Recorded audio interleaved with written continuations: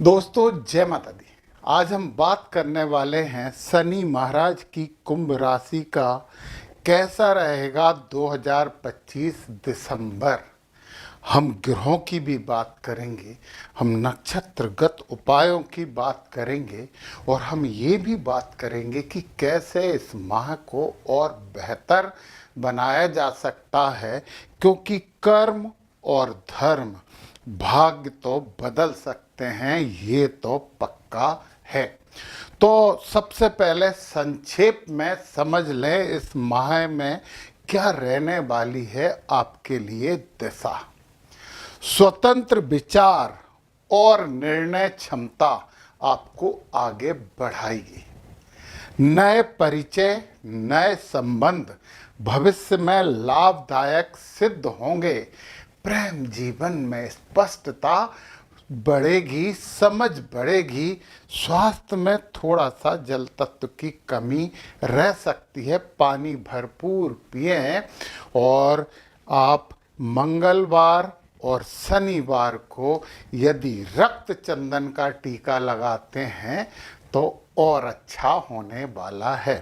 तो अब मैं बात करूंगा ग्रह गोचर की, परंतु उससे पहले एक बात बता दूं कि 2026 का प्रत्येक माह का अलग अलग नक्षत्रगत और ग्रहगत राशिफल मैंने खुद से बनाया हुआ है। यदि आप उसे लेना चाहें, आप 2026 के हर माह को और शुभ करना चाहें तो नीचे डिस्क्रिप्शन में लिंक है, उस लिंक के द्वारा आप प्राप्त कर सकते हैं। और यदि आप उस लिंक से आपको नहीं प्राप्त हो पा रहा है, कुछ असुविधा हो रही है, तो आप व्हाट्सएप नंबर पे भी अपना 2026 का राशिफल प्राप्त कर सकते हैं। चलिए, तो हम थोड़ी सी अजीब सी बात करते हैं। हम यहाँ से कर्म भाव की बात करना शुरू करते हैं, क्योंकि यहाँ कर्म भाव में बहुत से ग्रह मुझे बैठे हुए दिखाई दे रहे हैं। यहाँ पे सूर्य है, मंगल है और शुक्र है, और मंगल और शुक्र सूर्य महाराज के कारण अस्त हो गए हैं। तो विचारों में स्पष्टता रखना होगा। शुक्र महाराज के अस्त होने पर कुछ मानसिकता में गड़बड़ी होती है, तो ये आप कर सकते हो ठीक। और मंगल के अस्त होने पे हम ऊर्जा की कमी महसूस करते हैं, पर एक बात ध्यान से सुन लीजिए, वो कमी होती नहीं है, केवल महसूस करते हैं। तो अपने आप को बंधा हुआ महसूस मत करिए। और जय हनुमान ज्ञान गुण सागर, जय कपीस तिहि लोक उजागर। हनुमान जी महाराज की आराधना करते रहिए, मंगल आपके लिए मंगल ही करेंगे। और देखिए जरा, मंगल अपनी राशि में, इसलिए मंगल करके मानेंगे। और सूर्य महाराज तो यहाँ पे बहुत अच्छे होते हैं, मित्र मंगल की राशि में है, और सूर्य ने ही मंगल और शुक्र को अस्त किया है। तो सूर्य भगवान को मना लें तो ये दोनों भी मान जाएंगे, आखिर वो ग्रहों के राजा हैं। ये बात तो आप समझ लीजिए। तो सूर्य को हमें मनाना है, तो सुबह सुबह सूर्योदय के समय सूर्य को जल दें। उन्होंने कहा सर्दी बहुत है तो आदित्य हृदय स्तोत्र का भी पाठ करें, और जब जागे तब सवेरा सूर्य भगवान को जल जरूर दें। और थोड़ा सा लाल चंदन या लाल फूल या गुड़ मिलाकर जल दें तो बहुत आनंद होने वाला है। अभी एक और बात सुनिए, ये जो बुध है ना, ये 5 तारीख की कुंडली है। बुध भी यहाँ पे 6 तारीख को यहाँ आके अस्त हो जाएंगे। तो डिसीजन लेने में सावधानी बरतें। जब बुध अस्त होते हैं तो कुछ नहीं बिगड़ता, बिगड़ता है तो केवल डिसीजन बिगड़ता है। तो डिसीजन लेते समय थोड़ी देर रुकेंगे, सोच समझ के बात करेंगे तो अच्छा डिसीजन होगा, क्योंकि बुध हमारे लिए फायदेमंद निर्णय लेते हैं। और जब बुध अस्त हो जाते हैं तो हम जल्दी में बेकार निर्णय ले लेते हैं। तो थोड़ा सा रुकेंगे तो आप अच्छा कर पाएंगे। वैसे बुध यहाँ पे बड़े अच्छे भाग्य में बैठे हैं, ठीक है, यहाँ के तो और अच्छे हो जाएंगे, बुद्धिमत्ता पूर्ण आपको बात करेंगे। और सूर्य 17 तारीख को यहाँ पे चले जाएंगे, 16 तारीख को बोला। सूर्य आपके लाभ भाव में बहुत अच्छे, बहुत अच्छे। मंगल 8 तारीख को यहाँ आ जाएंगे, परंतु अस्त रहेंगे। और शुक्र यहाँ पे देखो 20 तारीख को यहाँ जाएंगे, परंतु अस्त रहेंगे। परंतु ये भाव सुनिए कौन सा है, ये लाभ का भाव है, ये सामाजिकता का भाव है।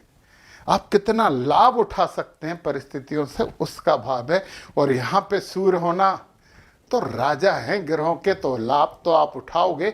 ऊर्जा में कमी महसूस करोगे, परंतु महसूस ही करोगे, होगी नहीं, इसलिए अपने आप को समझा के काम कर लेना। और फिर बुध महाराज भी इधर ही आ जाएंगे, तो चतुर्ग्रही योग आपके लाभ भाव में बन जाएगा 16 तारीख के बाद, मतलब महीने के आखिर में, मतलब नए साल में आप लाभ वाले भाव में एक साथ बहुत से ग्रह लेके जा रहे होते। इसकी तो आप बधाई और शुभकामना स्वीकार कर लो। अब कुछ बातों की जो हमें करना चाहिए। सूर्य 16 तारीख तक आपके सुख भाव को चमका रहे हैं। प्रॉपर्टी मापर्टी ले लो यार। मंगल की दृष्टि 10 भी नहीं होती, परंतु मंगल 10वें भाव में अपना पोटेंशियल, अपनी एनर्जी दिखाते। पोटेंशियल का मतलब एनर्जी होता है, ऊर्जा ही होता है। तो 7 हो गए, 8 9 10, यहाँ पे मंगल अपनी पोटेंशियल दिखाएंगे। तो जीवन साथी से अच्छा व्यवहार रखिए, उसकी सहायता लीजिए, अपने कार्य में बड़ा अच्छा होगा। फिर मंगल यहाँ आ जाएंगे तो अष्टम भाव में, तो गूढ़ विद्याएं, रहस्यमयी विद्याएं और इंश्योरेंस का सेक्टर और रिसर्च का सेक्टर पूरा ओपन आपके लिए, तो बहुत अच्छी बात है, आप ये कर सकते हैं। और शुक्र जब यहाँ आ जाएंगे तो फिर आपके बुद्धि वाले भाव को चमकाएंगे। बृहस्पति जी वहाँ पहले ही बैठे हैं, और बृहस्पति जी वहाँ पहले ही बैठे हैं, इससे हम कैसे छोड़ सकते हैं। तो बृहस्पति जी की भी बात कर ली जाए। ये है संतान वाला भाव। बृहस्पति जी यहाँ बकरी होके बैठे हैं, परंतु बकरी बृहस्पति और पावरफुल होते हैं। तो वो कहते हैं कि गुरु जिस घर में बैठते हैं उसकी कुछ कमी करते हैं। कमी कभी नहीं करते दोस्तों, हमें कमी महसूस होती क्योंकि हम ज्ञानी होते हैं उस घर से संबंधित, और हमें और चाहिए और चाहिए और चाहिए, इस वजह से हमें लगता है। परंतु ये गुरु का नैसर्गिक भाव है, बुद्धि वाला भाव। बच्चे अच्छा करेंगे, शिक्षा अच्छी होगी, बुद्धि अच्छी होगी। और यहाँ से लाभ भाव को भी ये गुरु महाराज 7वीं दृष्टि से देख रहे हैं, तो लाभ में बढ़ोतरी करेंगे ही। और 1 2 3 4 5 5वीं दृष्टि से भाग्य भाव को भी गुरु महाराज देख रहे हैं। तो यार गुरु महाराज को मना लो ना, गुरुवार को पीली चीजों का दान कर दो, गुरु और गुरुवत लोगों का सम्मान करिए, तो बहुत अच्छा आपको लगेगा। और फिर इसके बाद यहाँ पे 7 तो हो ही गए, 8 और 9 नवम दृष्टि की यदि हम बात करते हैं तो आपके लग्न पे आएगी।